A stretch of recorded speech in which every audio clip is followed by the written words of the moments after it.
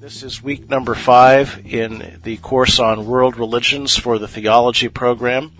I'm Rob Bowman, your instructor, and today we're going to talk about Hinduism.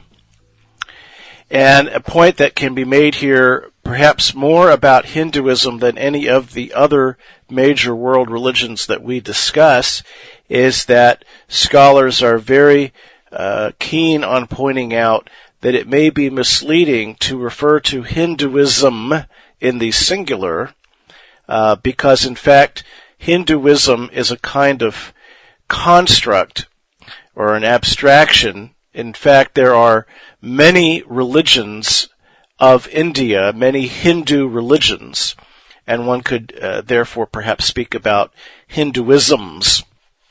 That's true about Christianity and Judaism, and Hinduism, in fact, has more than one god. It has many gods. Some people have said that there are millions of gods in Hinduism. Again, that might be a misleading way to state it, might be better stated that there are millions of Hindu deities, and these represent, to some extent, different religions. But in any case, there are many Hindu gods, there are many forms of Hinduism, but there are some family resemblances, and there are people that would describe themselves as Hindus, and in a religious sense, as well as perhaps a cultural or geographical sense of being from India. Well, I'm going to start by going back to the beginning of the origins of Hinduism. Hindus will sometimes tell you that Hinduism is the oldest world religion. And there's a case for that, depending on what beginning date you want to assign to different religions. Jews would insist that Judaism begins at least with Abraham, and if that is the case, then Judaism is at least as old as any form of Hinduism, and possibly a little bit older. But it all depends on when you define the beginning of each religion. In any case, ancient Hinduism goes back roughly 1800 years before Christ, and ancient Hinduism is a period of time that runs about 1200 years, give or take, approximately from about 1800 BC to around 600 BC. So just think of a 1200-year block of time here that we're talking about. Now, in ancient Hinduism, the earliest forms of Hindu religion are polytheistic, but there are developing at this time some traditions and even some writings that go back a very long time indeed, that begin to move Hindu thinking in a more philosophical direction, and in a more classically religious direction than what we normally associate with ancient polytheism. During this ancient period of Hindu religion, you have the emergence of scriptures, Hindu writings, that express knowledge, the religious knowledge of the time. These obviously typically begin in oral forms of communication. They eventually are written down, and the writings do seem to go back quite a long ways. The most important of these writings that emerge in ancient Hinduism are known as the Upanishads.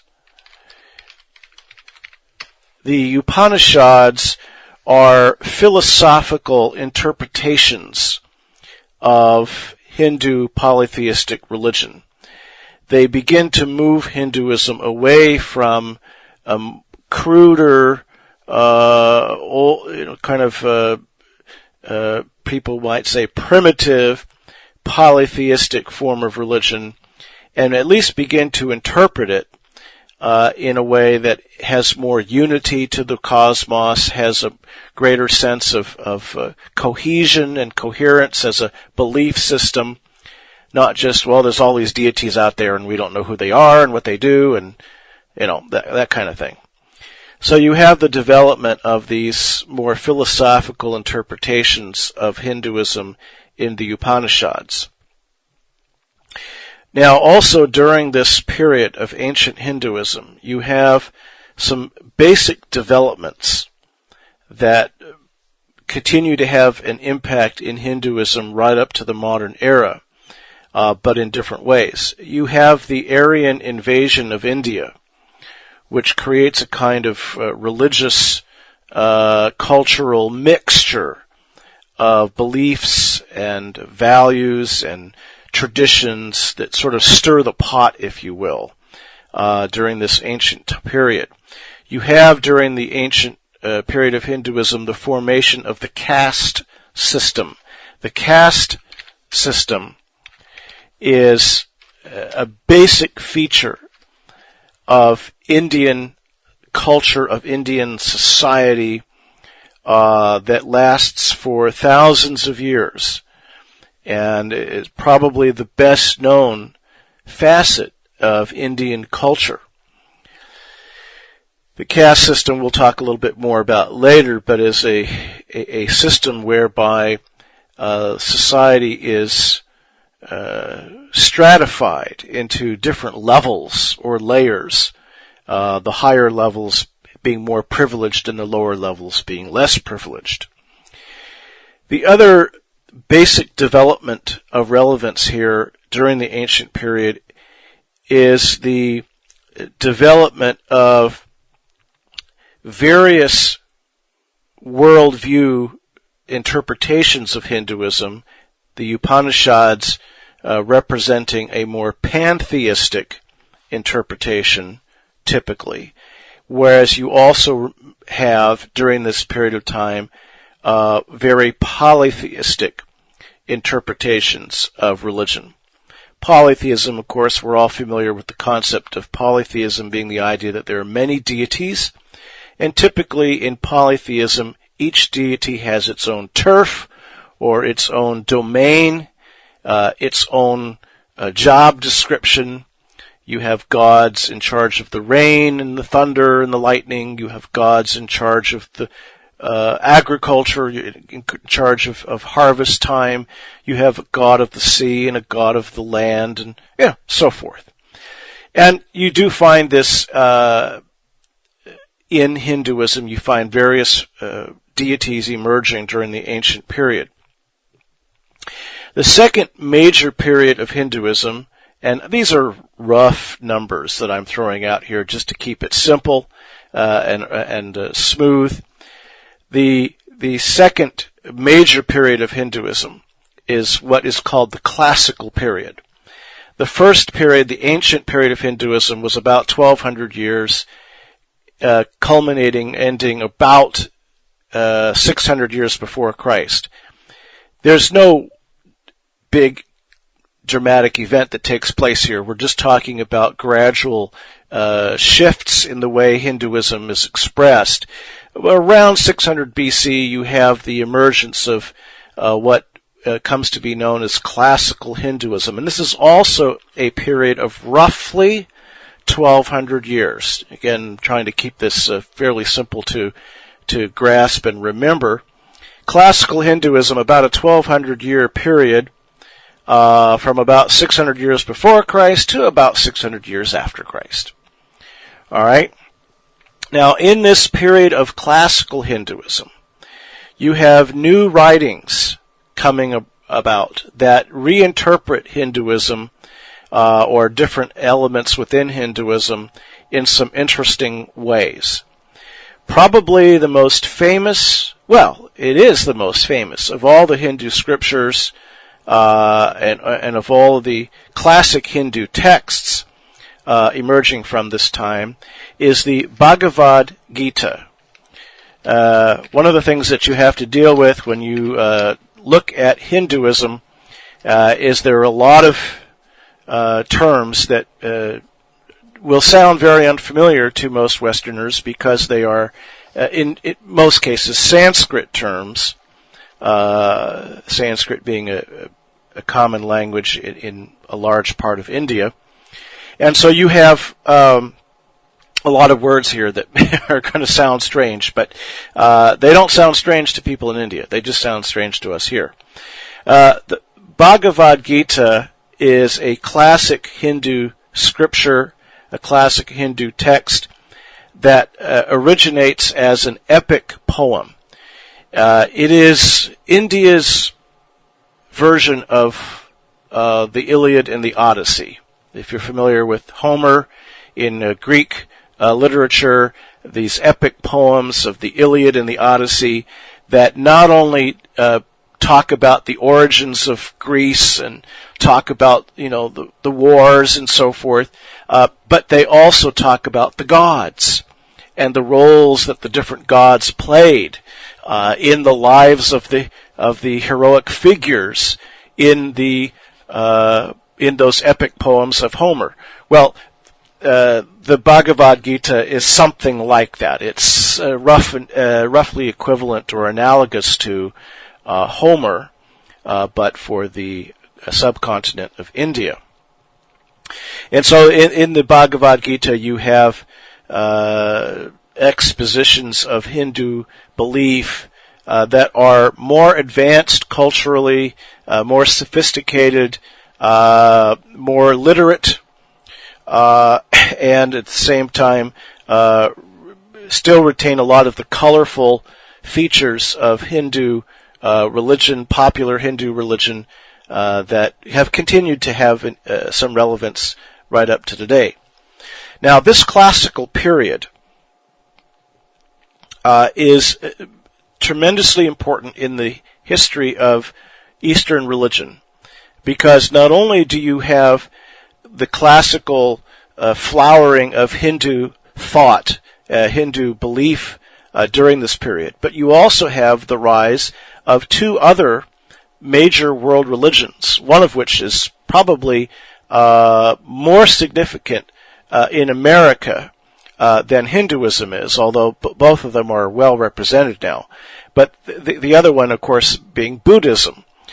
Buddhism is a reform movement within Hinduism.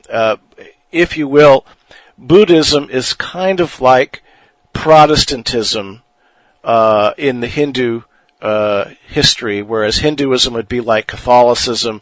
Buddhism was a reform movement, a reformation within Hinduism. And so Hindus are to Buddhists as Catholics are to Protestants. Buddhism, of course, is regarded as a separate world religion. There's where the analogy perhaps breaks down somewhat, but in terms of its origins, it does come out of, emerge from the Hindu religious context. The other religion, which we won't really talk about just because of time, is Jainism, which also emerges during this classical period. And both of these religions, especially Buddhism, in a sense force Hinduism to develop and to change in response to the challenge that Buddhism presented, just as Catholicism did change somewhat in response to and in reaction to the Protestant Reformation. Well, another major development during this classical period is the rise of the Bhakti tradition. Another one of those words that don't sound like they mean anything to Westerners, but Bhakti is a term that refers to a particular kind of devotion to one deity. You would, in a Bhakti form of Hinduism, you cultivate a kind of pious relationship with your deity. Very analogous in terms of the emotional element to it, to pietism in evangelical Protestant Christianity, where the focus of the Christian faith is on one's personal relationship with Christ. Well, Hinduism has a kind of analogous tradition, and that is the Bhakti tradition. Now, obviously, I'm not equating the two. I'm simply saying in terms of the focus and the character of the religious expression, there is an analogy between Bhakti Hinduism and evangelical pietistic faith that is centered on a personal relationship with Jesus. Another significant development in Hinduism during this classical period is the rise of various philosophical systems that give very sophisticated philosophical explanations of Hinduism.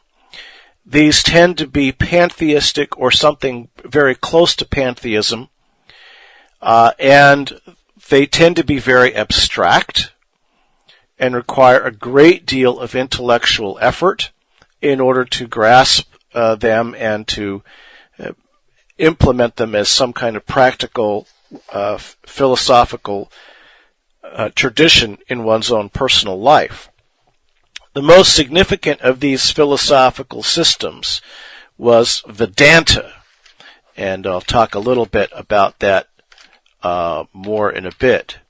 But Vedanta is one of these 6 philosophical schools, you might call it, or systems of Hinduism that emerged during the classical period. All right, now we're racing through the history of Hinduism here. We've looked at ancient Hinduism as the 1200-year period, roughly from 1800 BC to 600 years BC. Then we've looked at classical Hinduism, another 1200-year period from about 600 years before Christ to about 600 years after Christ. Now we're going to look at the third major period of Hinduism, which I am calling medieval Hinduism. And the term medieval here does not correspond exactly in terms of the chronology to medieval Christianity or to medieval Western history. Medieval Hinduism, as I'm using the term here, is Hinduism during the period of about 600 years after Christ to about AD 1800. So another 1200-year period. 600 to 1800 AD is this third major period in the history of Hinduism, which I'm calling medieval Hinduism. Now, what happens during this medieval period? Well, a big thing that happens is the invasion of the subcontinent of India by Islam. Islam changes everything. It creates a rival religious presence in India that remains a significant issue throughout its history since then. I mean, it still is. Things have shaken out a little bit in terms of how that's worked out, but it's still an issue, and it has been since the Muslim invasion of India in the 11th century. You have, as a result, one of the results of that invasion of Islam into India is the rise of another world religion, which we won't say very much about, and that is the Sikhs. The Sikhs, or Sikhs, sometimes it is pronounced, but if I said 6, you would think I was saying the number, and that's a little confusing. The Sikhs are a religion that started as an attempt to find a way to bring together the best of Hinduism and the best of Islam into one religion. It was an attempt to unify Hinduism and Islam. It didn't happen in the sense that the Hindus and the Muslims didn't all agree to this. Instead, what you have is the emergence of a third religion, distinct from Hinduism and Islam, and that is the religion of the Sikhs. And Sikhs have generally been a persecuted people wherever they lived until modern times, when they have found a home or homes in Britain and the United States. In fact, I think there are more Sikhs in Britain and the United States than there are in the rest of the world, maybe combined, but certainly more than there are in India. And because they have freedom of religion, they are able to live here and in the United Kingdom without any problem. So there's a significant population of Sikhs in the United States and in Britain. But it started off as a movement inspired by the idea, can't we Hindus and Muslims get along? And the answer, generally speaking, has been no. No, they cannot get along, and there has been a significant tension between Hindus and Muslims for the last nearly 1,000 years. Another development in the medieval period is the rise of the dualist and non-dualist schools. Now, if I want to put you to sleep, I've got an easy way to do that, and that is to go into a lot of detail about these two different approaches to Hindu philosophy. I'll say a little bit about them in a bit, but not much, because it's pretty arcane stuff. But these are two different approaches, one of which emphasizes the idea of everything being one, a very pantheistic interpretation, and non-dualism, that's dualism, non-dualism. Dualism says, well, we've got to recognize that not everything is the same, that it's not all God, that it's not all Brahman, that it's not all just, the one thing, but there is some duality to the world. Duality meaning two-ness, that there's God and then there's us. There's the world and there's the divine that is in the world. And that argument has been going on within Hinduism for hundreds and hundreds of years. And you have the emergence of these different schools of thought that argue about this and have been doing so for nearly a millennium. The other development which really begins to shift Hinduism into the modern era is the founding of the East India Company in I think it was exactly the year 1600. The East India Company was a British company founded in India to facilitate trade between Britain and India, and it leads to the bringing of India into the modern world, as it were, into the global community in the modern era. But before I get to modern Hinduism, I do need to say something about one of the key teachers that emerges during this medieval Hindu period, and that is Shankara. There's a lot of teachers during this period that scholars and people who are really into Hinduism would want me to mention here, but I'll just mention Shankara. Shankara lived in the 8th century A.D. This would be, about a few hundred years before the great medieval philosophers in Christianity and Islam. This is hundreds of years before Thomas Aquinas, for example. But Shankara is arguably the Thomas Aquinas of Hinduism. He is the medieval philosopher who puts it all together, who develops a pantheistic, philosophical, systematic interpretation of Hinduism that has stood the test of time, and people today still read Shankara and still argue about what he said and argue about what it meant. And Shankara was, in many people's estimation, the greatest of the Hindu philosophers of all time. Now, as I said, when the Brits came into India and set up the East India Company and began trading with the people of India, you have the emergence in the last 200 years of modern Hinduism. Now, the catalyst event that you could say really marks the beginning of this would be in 1858, when India became part of the British Empire. I mean, they had been moving in this direction for some time, but in 1858, India actually became part of the British Empire. That's back in the day when the British had an empire. They basically don't anymore. But at the time, Britain had an empire that stretched all over the world, and they were a very, very significant power. Well, less than 100 years later, there is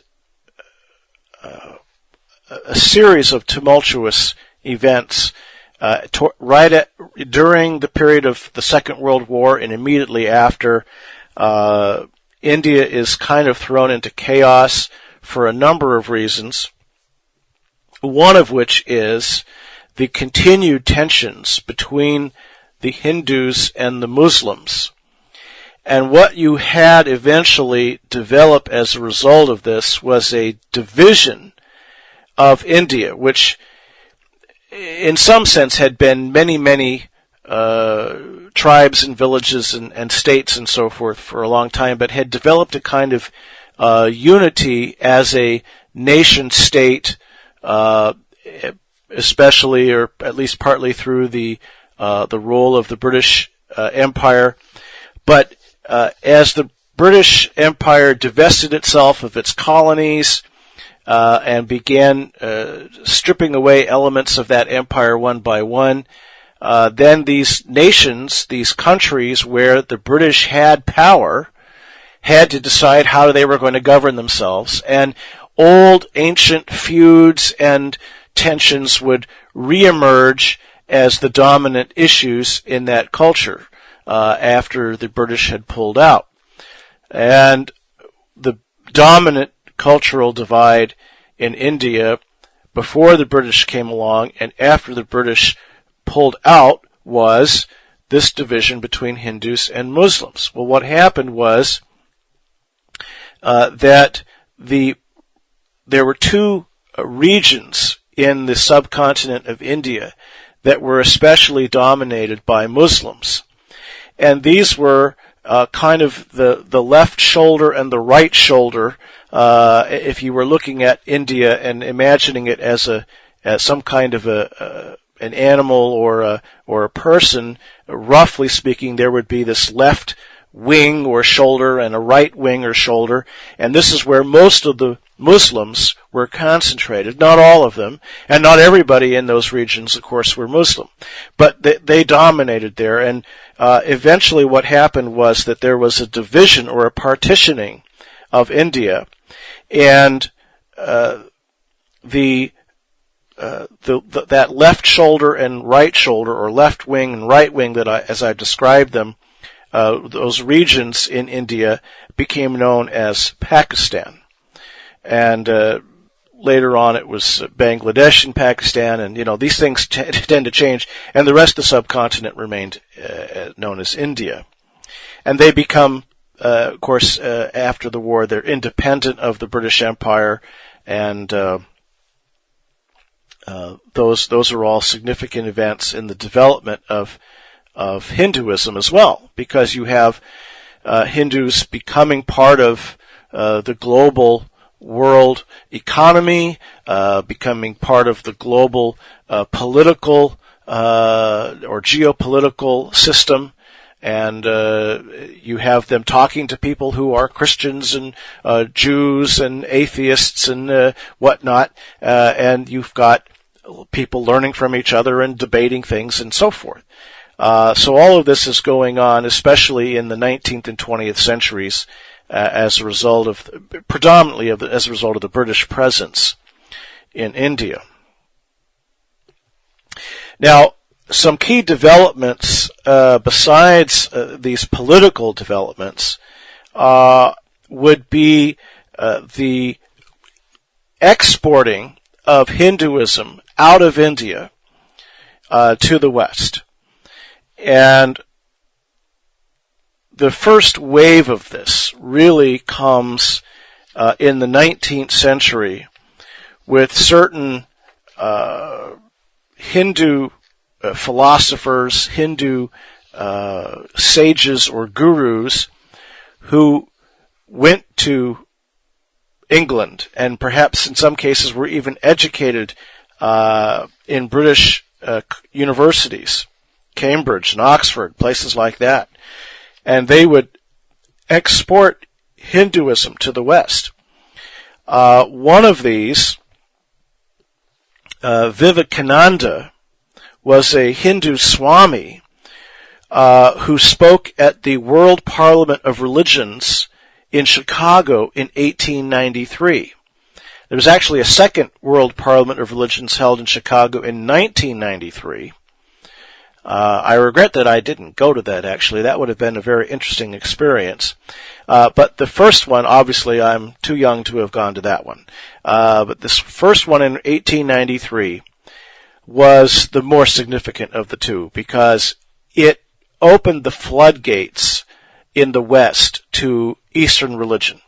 And Vivekananda was, in effect, a kind of Hindu apostle to the West.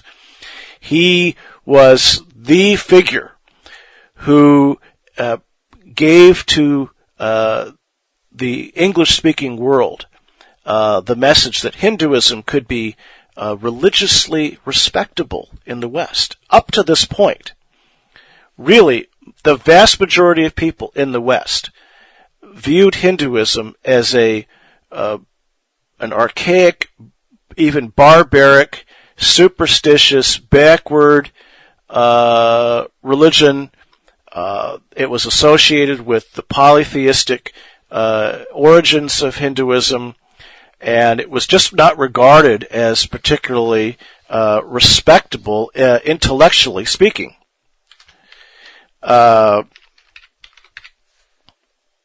But Vivekananda, more than anybody else probably, helped to change that by bringing the message to the West that Hindus were cultured, sophisticated, intelligent, philosophically minded, scientifically minded. Now he didn't do this by himself, but and I'm glossing over other very significant figures here, but I really do think that the World Parliament of Religions was a key turning point in this development of bringing Eastern religions into the West and making them respectable. In fact, the Fillmores, Charles and Myrtle Fillmore, who were the founders of Unity School of Christianity, one of the mind sciences that was started here in the United States. The Fillmores met Vivekananda, and after talking to him, incorporated reincarnation into their particular brand of mind science. Up to that point, the mind sciences had been at least in a surface way Christian. There was one God. Of course, they understand God differently than historic Christianity, but this one God is the source of all power and light and life and prosperity and healing. And we hope to be united to this God in some way.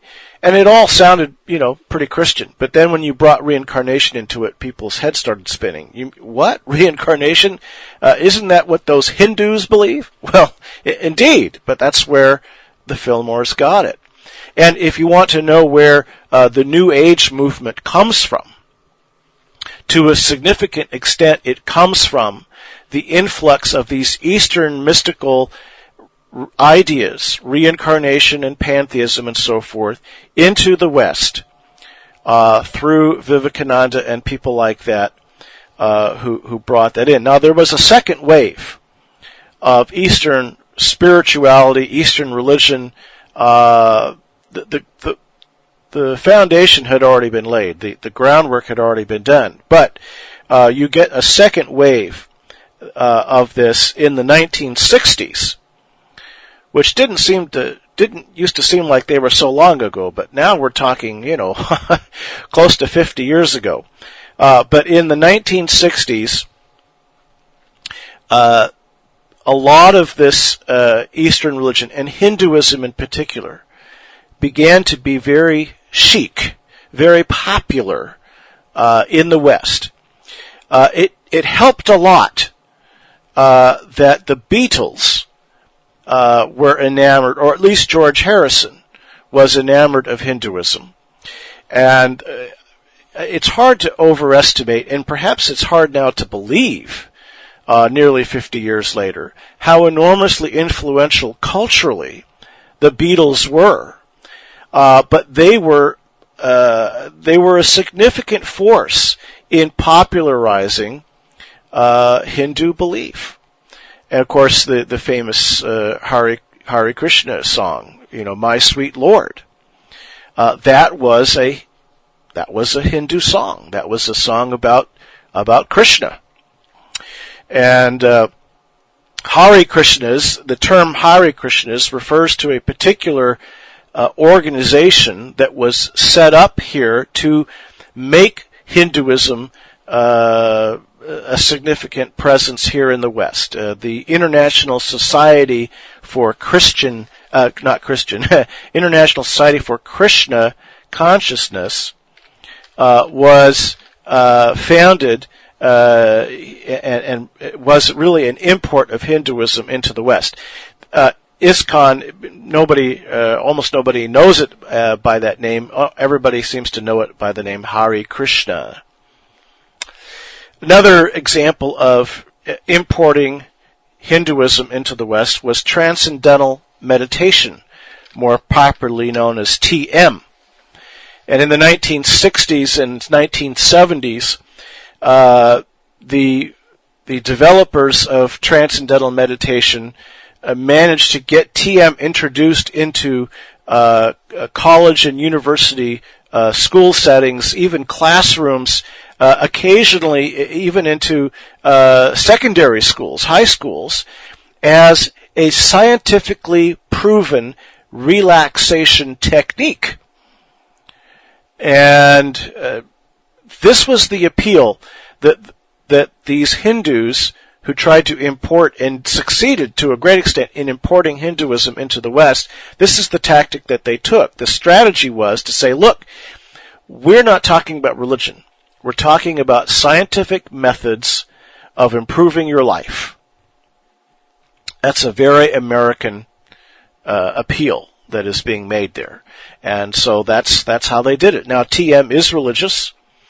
And eventually the courts recognized that TM was religious through the efforts of Christians, evangelical Christians, who went to court and said, look, the public schools are not allowed to have Bible study and prayer in the classroom, but you're having them do meditations on the name of a Hindu deity as part of their, so-called relaxation technique. Well, this is how Hinduism has been imported into the West for Western sensibilities, to present it as something that is scientifically credible and that has nothing to do with religion.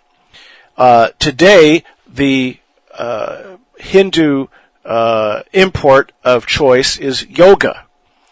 The term yoga is a slippery one.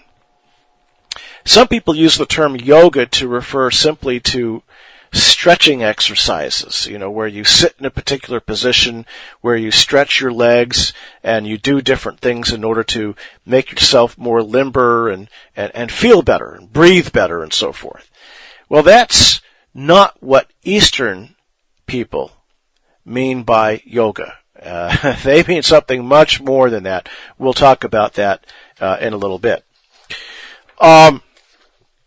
All right, I've spent a lot of time on the history and origins of Hinduism and getting us up to date, but in doing so, I've tried to explain how Hinduism came into the modern world and how it came into the Western world, and I think that's important information. One other significant historical figure I cannot skip, and that is Gandhi. Mohandas K. Gandhi, popularly known as Mahatma Gandhi. Gandhi was, of course, the champion of nonviolence and passive civil disobedience in India.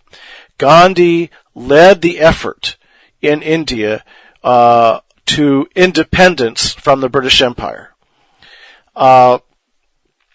Gandhi was a Hindu who had studied in the West and was familiar with Western thought, Western political and social thought, Western philosophical thought, and was somewhat familiar with Christianity, had read at least some of the Gospels, and was somewhat familiar with Jesus, professed to like Jesus, didn't care too much for Christians, or at least Christianity, didn't care too much for Christianity. But he said he liked Jesus. But Gandhi was a Hindu, and he, as I said, led this effort to achieve Indian independence from the British Empire, and successfully so, through the use of civil disobedience of a passive nature. That is, where you're not hurting anybody, you're not breaking anything, you're just laying down kind of in the way and saying, please listen to me, please listen to what we're trying to say here. Of course, Gandhi was tremendously influential on Martin Luther King Jr., who basically adopted his passive civil disobedience method as the method for bringing civil rights to African Americans in the 1960s. King, of course, was not Hindu. He was a liberal Baptist, but he picked up this idea from Gandhi. All right, now, what is Hindu religion all about? Well, there are different ways of defining this, and you'll see this in everything that one can say about Hinduism. There's always a different way. There's always a different approach. But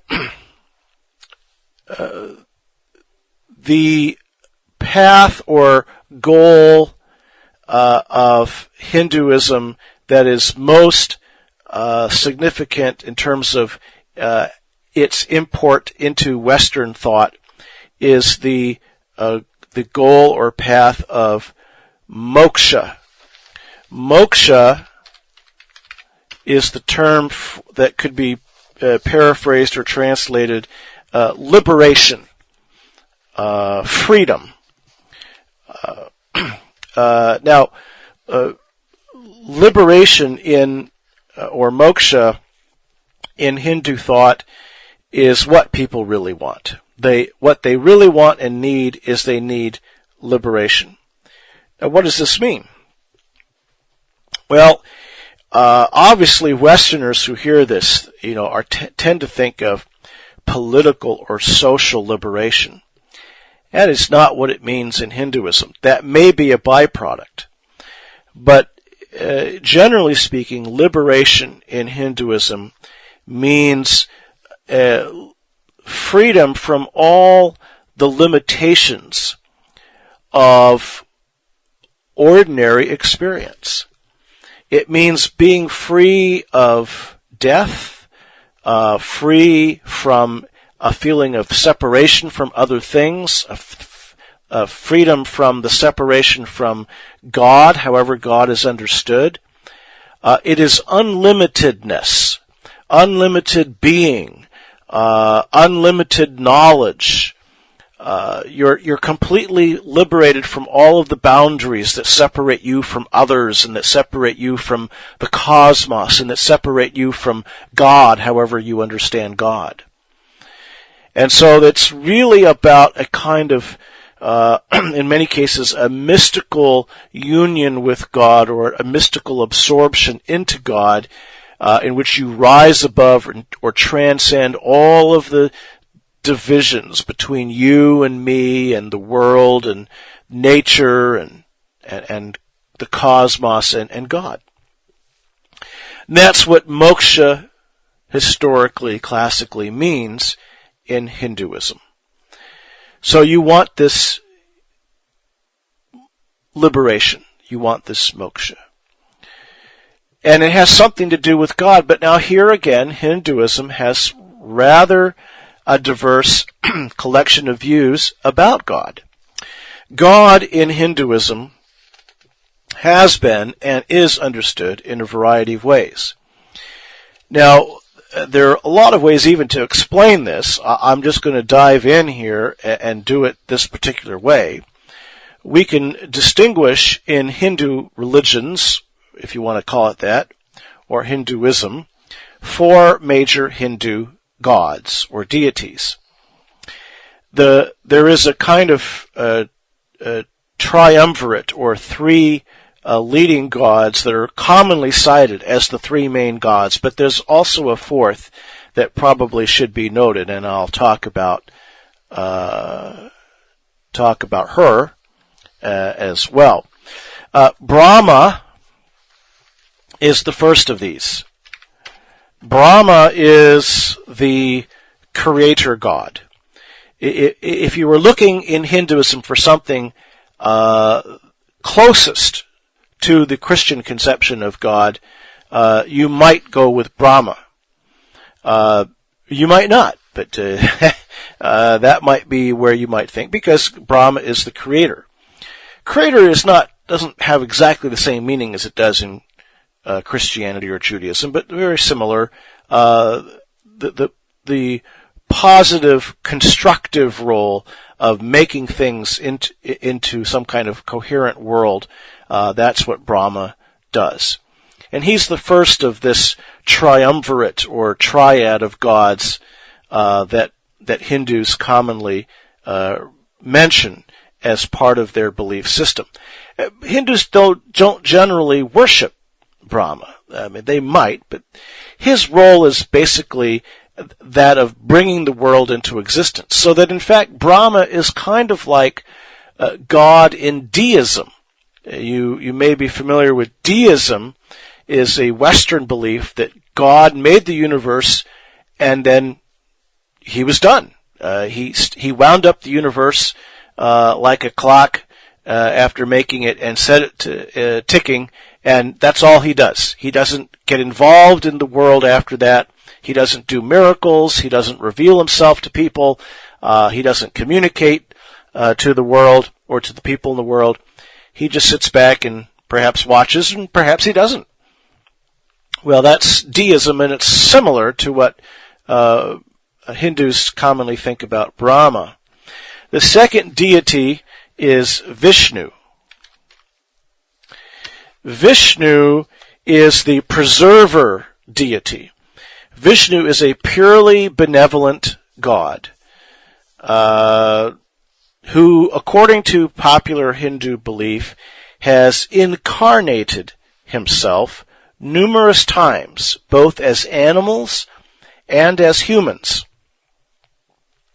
Now, there are forms of Hinduism that regard each one of these deities as their main focus, and there is a Vaishnavism, which regards Vishnu as the supreme god. But traditionally, in Hinduism, these incarnations or avatars, as they are known, and here's that word you may be wondering, if you've seen the movie or haven't seen the movie, what is an avatar? Well, an avatar is a manifestation or an incarnation of the Hindu deity Vishnu. Vishnu, according to the popular conventional belief, incarnates himself or adopts avatars of himself 10 times. He incarnates himself 10 times, and the common belief is he's already done it 9 times, and we're waiting for the 10th and final climactic avatar of Vishnu. Now, there are these incarnations, again, some of them are animals, and some of them are humans. I would like to mention a couple of the most famous Hindu avatars of Vishnu. I'm sure you've heard of a couple of these. Rama is a hero from one of the Hindu epics, revered by some devotees as an avatar, even as the supreme god.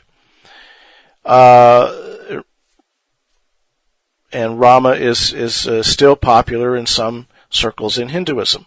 The second one, and by far the most popular avatar in Hinduism, is Krishna.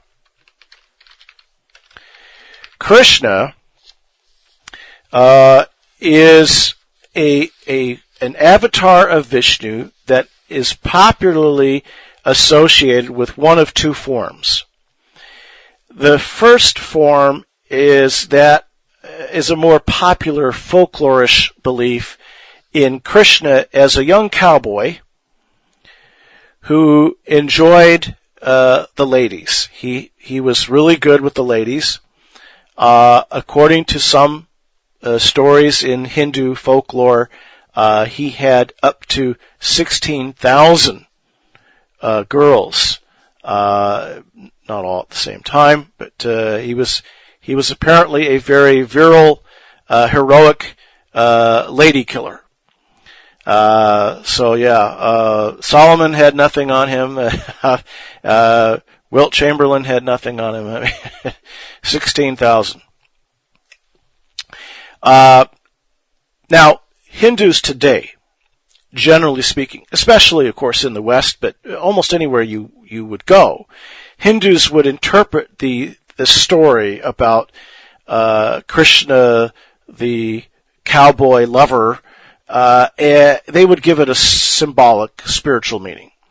It is simply a symbolic way of saying that God, Vishnu, incarnated in the avatar of Krishna, is this bountiful, rich fount of life and joy and all that kind of stuff. They'd spiritualize it like crazy. But that's basically what most devotees of Krishna would say today. Now, many Hindus view Gautama, the Buddha, as one of the 10 avatars of Vishnu. This is an interesting phenomenon because, of course, Buddhism became its own religion. And yet many followers of Vishnu regard the Buddha as one of the 10 avatars of Vishnu. Well, this is a way of including Buddhism within, Hinduism, putting it under the umbrella of Vishnu. And so you can say, well, sure, we recognize the Buddha. He's one of the 10, So it's not the end of the story. He's just one of the 10 avatars. And some Hindus, many Hindus actually, do the same thing with Jesus.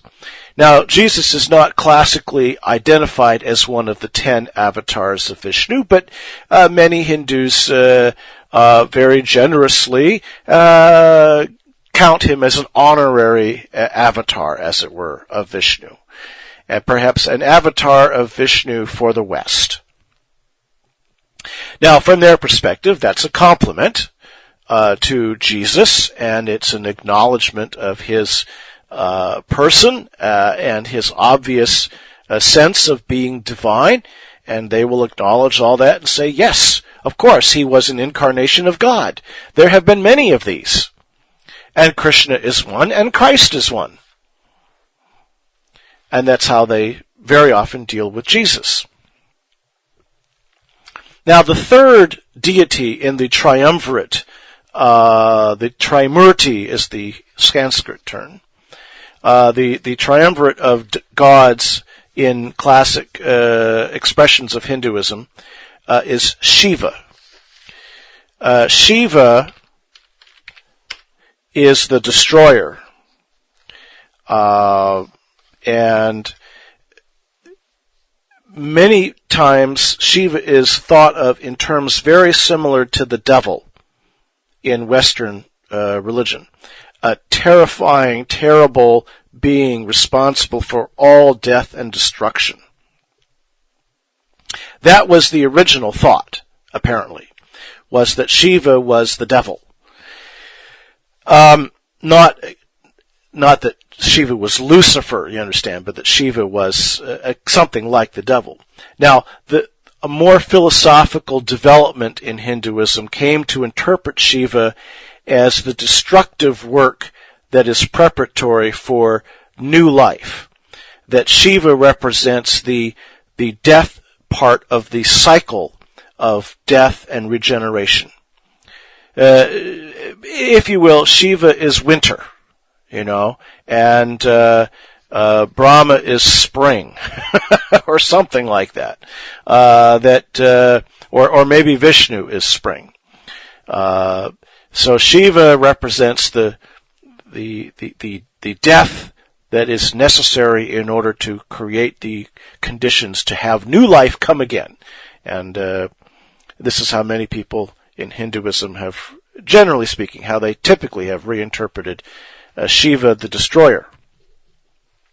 Now there is a fourth deity, as I mentioned. All of those deities, by the way, Brahma, Vishnu, and Shiva, are all typically represented as males, as masculine. The fourth one is not. Shakti is Shiva's consort. And typically Shakti is worshipped as a goddess under various names, depending on the locale where these mythologies developed. Kali is a popular representation of Shakti. She's kind of a female Shiva, a black divine mother with a necklace of skulls and a belt of dismembered arms. And you may have seen pictures of Kali, and it's a very, from many people's perspective, a very grotesque representation of this particular deity. But Shakti has been a significant deity in Hinduism. There is a form of Shaktism,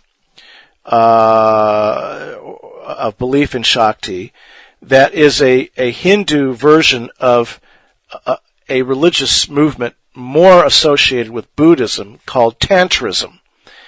Tantrism is an interpretation of Buddhism that tries to integrate Buddhist philosophy and Buddhist aspirations for enlightenment with sexuality.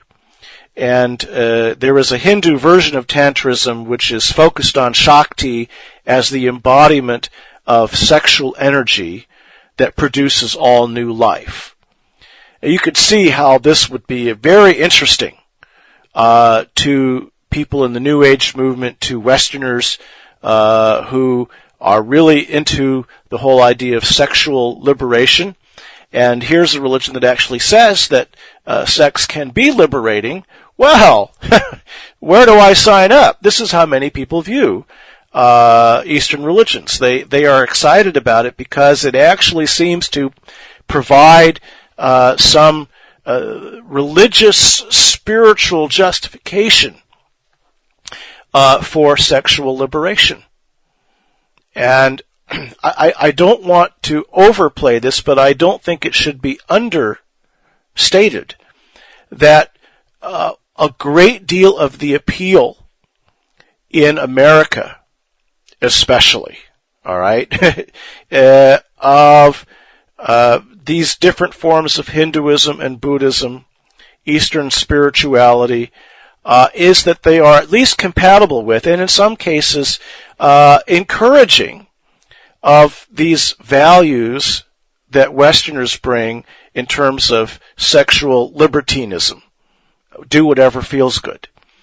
And so, don't underestimate the importance of sex in the way people think about religion. It turns out that many people are driven by what they already believe in terms of their values with regards to sexuality to determine on that basis what they will find acceptable. So, of course, fundamentalist or evangelical Christianity or conservative Roman Catholicism, which tells them they can't do this and they can't do that, and this is wrong and that's bad and that's sick and that's perverted. Oh, no, we don't want that. But a religion or a spirituality which says, really whatever helps you achieve enlightenment, whatever helps you achieve moksha, liberation, whatever helps you to be free, That's what is good. Oh, that's fine. I like that.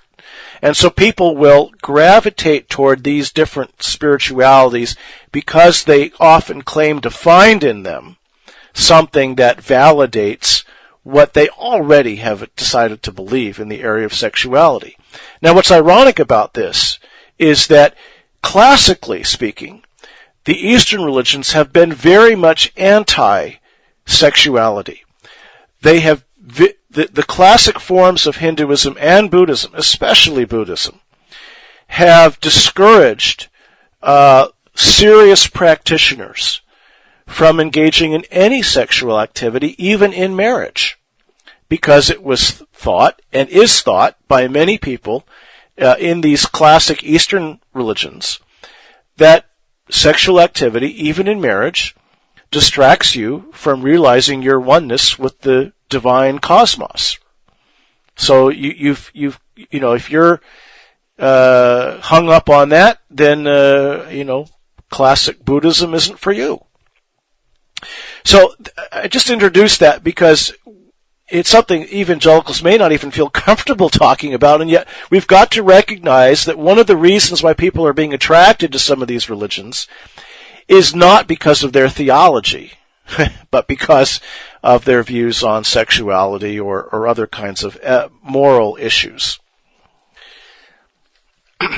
Now, I've mentioned these four deities, Brahma, Vishnu, Shiva, and Shakti, but there is another way of looking at deity in Hinduism that looks at the divine as transcending these specific gods. And the name for this transcendent divine reality, and I know this is confusing, I don't make this stuff up, I'm just reporting, is Brahman. Now, Brahman should not be confused with Brahma. Brahma is one of these specific personal deities in Hindu religious expression. Brahman is a more philosophical conception of the divine as the ultimate reality, the ultimate absolute being, however it is understood. And again, Hindus philosophically divide, broadly speaking, into two camps. Those who think that the absolute being is all that there really is, that would be pantheism, and those who think that the absolute being is not all that there is, and that would be some form of dualism which recognizes some kind of reality to the world distinct from Brahman. All right, I've got to move on here to some other things, aspects of Hinduism, and try to wrap this up. There's a lot here, obviously, that we could talk about. In Hinduism, what's basically wrong with us is ignorance. And this is something that we've seen already in Islam in a different context, and we'll see it in Buddhism as well. What's basically wrong with us is we don't know what we need to know. It's a lack of knowledge. And this ignorance is rooted in Maya. Maya, I keep throwing all these words at you, but if you ever talk to a Hindu, you might want to know what these are. Maya, loosely translated, would be illusion.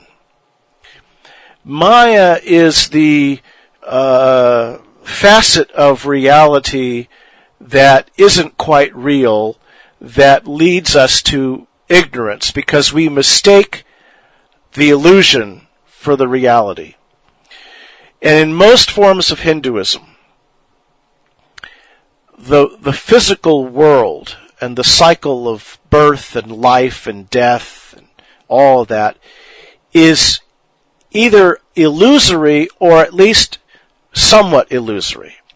And especially in the pantheistic versions of Hinduism, all of that physical experiential stuff the tangible, the physical, the historical, it's all illusion. And we are really ignorant, not just about this or that subject. I mean, obviously, ignorance is something that we all suffer from to some extent in various areas of life. But according to the standard traditional streams of Hindu thought, we are ignorant of what we really are. We're really a transcendent spirit, or we're really Brahman, or part of Brahman, and just don't realize it. We think we are these physical beings, but really we're not. That's not what we are, at least not in our essence. So, since our basic problem is ignorance, the solution is basically to gain knowledge. And if you can gain the knowledge of what you really are, you can overcome that ignorance, and in overcoming ignorance, you can overcome your problems. You can overcome the difficulties that are natural experiences of people in every area of life. Now, a key concept here in Hinduism that I'm sure you've all heard of is the concept of karma. Karma basically translates as work, but it is perhaps best paraphrased as a kind of cosmic moral law of cause and effect, according to which everything that is done, every work that we do in this life, has its effect or result on our condition in the next life. And here, of course, is another concept that is basic to Hinduism, and that is the concept of reincarnation. In reincarnation, each of us is some kind of a spirit or being, some kind of part of Brahman, perhaps, and we are temporarily experiencing this finite physical life in our body, but it's not really who we are. In fact, it's so much not who we really are that in no sense should we really consider ourselves to be identical with that person that we are living as.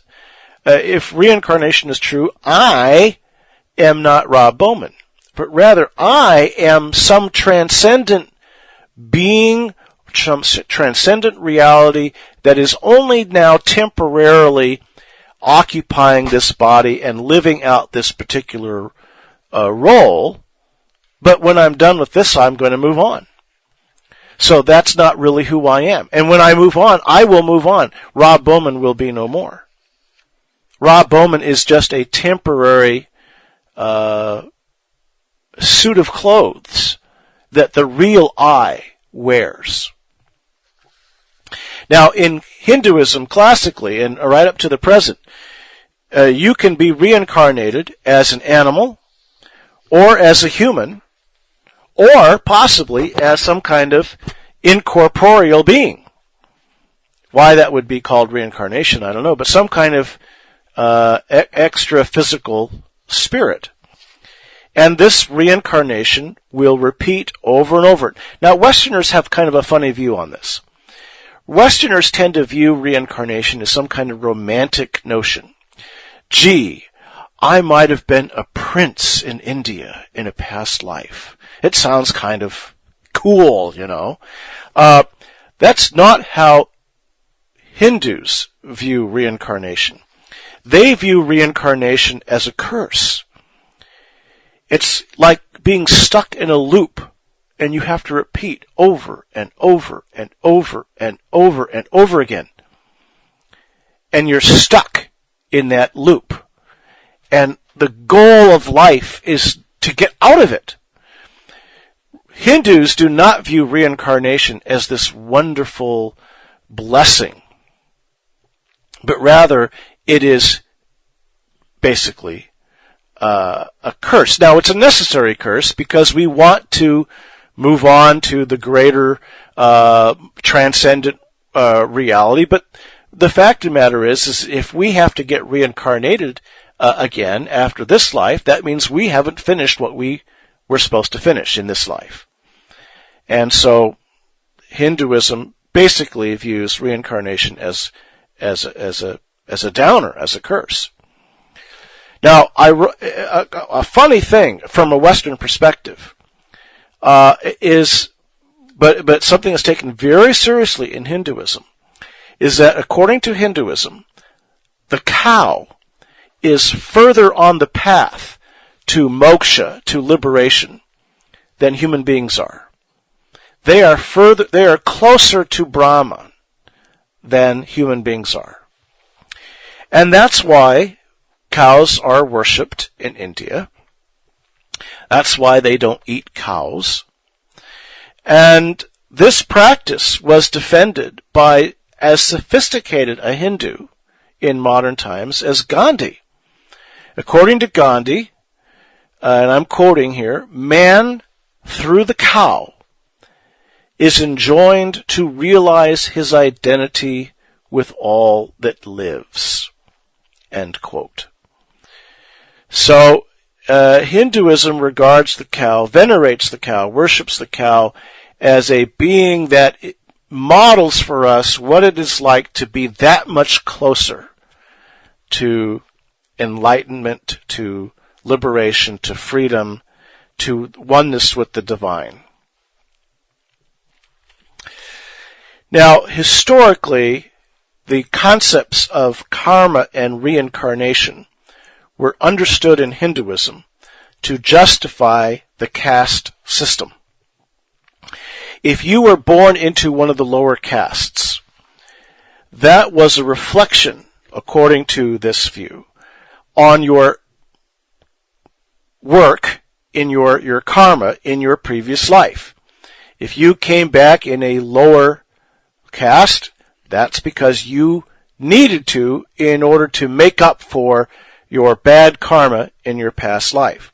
Now, what this does, of course, is it justifies keeping the caste system in place on the basis of this religious or theological view, and it tended to justify people in upper castes assuming various privileges, looking down on people in lower castes, and abusing their positions in society and so forth. It's one of the things that reformers throughout Hindu history for over 1,000 years have tried to overcome, and it's been modified to some extent in India, but it's a long-standing issue. Now, finally, I want to talk about yoga. What is a yoga? Well, a yoga is a path or a yoke. It is a method for achieving moksha. And there are several paths or yokes that you can take on yourself. Because, again, in Hinduism, there is no one path, and any path that works for you is a legitimate path. What Westerners commonly call yoga is only one part of one style or path of yoga that is the preliminary elements of that particular yoga, where you have to get control of your body before you can move on to the higher levels of yoga. Now, that needs to be understood because the stretching exercises and the postures in and of themselves are not bad. And when Westerners have yoga classes and all they're doing is stretching out and, getting limber, that's not bad. The problem is that yoga classes very often become easy, non-threatening entrees into yoga as a philosophy. When that happens, you're looking at a problem. So just there's a lot more that could be said about that, but just be aware of that not everybody who's been to a yoga class has been worshiping a Hindu god. But yoga is technically speaking, is a path to spiritual liberation. And Westerners use the term yoga in this much narrower and really not really very helpful sense. And people who are Hindu have often pointed out, hey, that's not yoga. That's just like, and my analogy is pressing your hands, the palms of your hands together is not prayer. Now, it is a posture that many people in the West adopt when they are praying. But pressing your hands together is not praying. And likewise, sitting in a lotus position is not yoga, even though people call it that. It's not yoga. Now, there are 4 main paths, or yogas, classically speaking. And I'm going to give you a kind of a humorous illustration of these. But the 4 have to do with different types of people, and these appeal to different types of people depending on their personality, how they kind of lead their lives, from what aspect of their being they tend to approach life. The first of these is called Jnana Yoga, and it is the path of knowledge, the path that appeals to the mind. It's the more philosophical form of yoga. The second yoga is Bhakti. Bhakti is the more emotional path to spiritual liberation. It is the path of relationship, of intimacy, of feeling, so that this tends to be a more emotionally oriented path, Bhakti. The third is called Karma Yoga. Now, karma is relevant to all forms of yoga, but Karma Yoga specifically is the path of work. It is you achieve spiritual liberation by living your life for other people in a selfless way, by giving of yourself, by doing things, taking action without thinking about yourself. You're just doing it because it's what other people need, and you sort of lose yourself in that, and you gain spiritual liberation. So this is an action-oriented, work-oriented form of Hindu religious practice. The fourth one is commonly called Raja Yoga, and this one is the one that really starts with all of those physical exercises, with the stretching and the postures and so forth, because Raja Yoga seeks to achieve spiritual liberation by first getting mastery of the body, of the physical components of your life. Everything from your breathing to just everything about your physical life. So we have 4 kinds of yoga here. There's the thinkers yoga, for the people that like to think. There's the bhakti yoga that's more emotionally driven. There's the action-oriented, get out there and do it form of yoga for those who are driven by their wills, their will to act, the will to engage. And then there's the physical, the hands-on, touchy, get out there and feel things and be in touch with your body and that kind of physical, the physicality being the emphasis. So there's the mind, there's the emotions, there's the will, and there's the body. Well, many people have argued that these 4 yogas represent 4 kind of basic personality types. And the thinker that really popularized this idea was Carl Jung. And I'm going to give you a couple of fun illustrations of these four kinds of people who like these four different kinds of Hindu religion that may help you remember this. The first illustration comes from The Wizard of Oz. I'm sure you've all seen The Wizard of Oz. Well, in The Wizard of Oz, you have the Scarecrow, who's the thinker. It's all about the mind. You know, he wants a brain. You know, he actually knows how to think and doesn't realize it, but he wants a brain. There's the Tin Man, who's the feeler, the emoter, the one who's concerned about matters of the heart. Then there is Dorothy. She's the leader. She's the action-oriented person. She's the one that's ready, makes the decisions to get out there and do things and go places. And then you've got the Cowardly Lion. He's the physical one. He's the touchy one. He's the one that's got to get control of his body and get control of his physical characteristics. That's a kind of an analogy. I don't think Toto fits into my illustration. Sorry. Now, then I've got one more, and I'm going to close with this and then give you guys a couple of minutes here at least to ask some questions.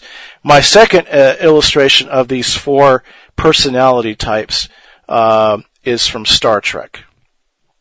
And I'm thinking most of you are probably familiar with that as well. Of course, Spock is the philosophical one. He's the thinker.